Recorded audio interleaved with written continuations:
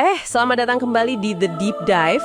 Kali ini kita akan menyelami sebuah materi renungan harian yang Anda bagikan. Judulnya Hari 7, Deklarasi Kemenangan Akhir. Nah, kita fokus ke bagian renungan siangnya. Hidup dalam kemenangan, bukan ketakutan. Cukup menarik ya temanya? Gimana menurut Anda? Betul sekali. Ini tema yang penting ya, mengajak kita melihat gimana iman bisa, mengubah cara kita menghadapi hari. Dan sumber ini langsung to the point ya. Dibuka dengan sapaan selamat menjalani hari dengan tujuan, terus langsung kutip ayat kuncinya, fondasi argumennya di situ, 1 Yohanes 5 ayat 4. Ya, ayat itu kan bunyinya sebab semua yang lahir dari Allah mengalahkan dunia. Dan inilah kemenangan yang mengalahkan dunia, iman kita. Gitu kan ya. Ini menarik, penulisnya kayaknya menempatkan ini sebagai inti pesannya ya. Gimana ayat ini dibingkai dalam konteks ini nih? Yang ditekankan itu konsep mengalahkan dunia. Jadi dunia di sini tuh kayaknya merujuk ke tantangan, kekhawatiran, rintangan sehari-hari gitu ya, yang bisa bikin takut. Nah, kemenangan atas dunia ini menurut penulisnya bukan sesuatu yang harus kita raih susah payah tiap hari dari nol gitu. Oh, jadi bukan kayak kita bangun pagi terus harus berjuang mati-matian buat menang hari ini. Tepat, bukan gitu. Perspektif yang ditawarkan beda. Kemenangan itu dilihat sebagai sebuah realitas yang udah ada gitu. Udah disediakan. Kenapa? Ya karena hubungan kita dengan Tuhan. Seperti disiratkan di frasa, karena kita tahu siapa yang memegang kuasa. Ini pergeseran penting nih. Dari posisi defensif, mode bertahan, jadi mode kemenangan yang udah dijamin. Wah, itu pemahaman yang cukup radikal ya. Beda banget. Implikasi praktisnya apa dong kalau gitu menurut teks ini? Gimana ini mengubah cara kita misalnya hadapi kerjaan numpuk atau masalah tiba-tiba? Nah, implikasinya langsung ke sikap hati kita. Penulisnya mendorong agar kita nggak lagi jalan dengan ketakutan akan serangan, tapi melangkah maju dengan keyakinan akan kemenangan yang sudah disediakan. Artinya, lihat tugas atau masalah bukan sebagai ancaman yang bisa ngalahin kita, tapi sebagai arena buat nunjukin kemenangan yang katanya udah kita punya itu. Oke, saya nangkep poin kuncinya di sini. Sumber ini bilang kalau iman kita ke Kristus itu bukan cuma alat buat menang, tapi iman itu sendiri udah kemenangan. Gimana ya maksudnya iman disamain sama kemenangan? Kayaknya ini perlu dibedah lagi deh.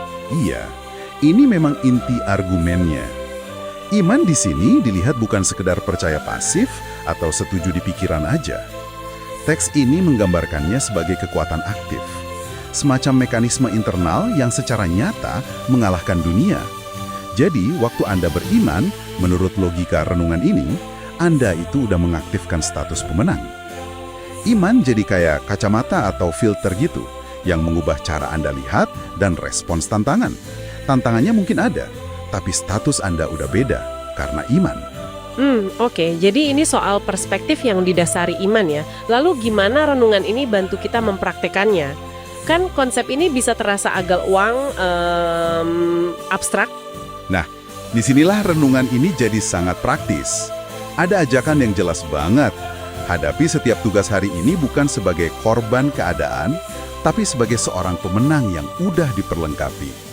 Terus, biar lebih kena, penulisnya ngasih pertanyaan refleksi langsung buat Anda. Apakah sikap hatiku hari ini lebih mencerminkan ketakutan atau kemenangan? Pertanyaan ini kayak maksa kita berhenti bentar, cek mode internal kita sekarang ini gimana. Pertanyaan yang lumayan nusuk ya, bikin mikir. Itu bawa konsep besar tadi langsung ke pengalaman kita saat ini. Betul. Dan selain refleksi pribadi itu, ada cara lain lagi buat menghayatinya, lewat doa. Poin doa yang disarankan, Tuhan bantu aku untuk hidup dalam realitas kemenangan yang telah kau berikan, ini nguatin idenya.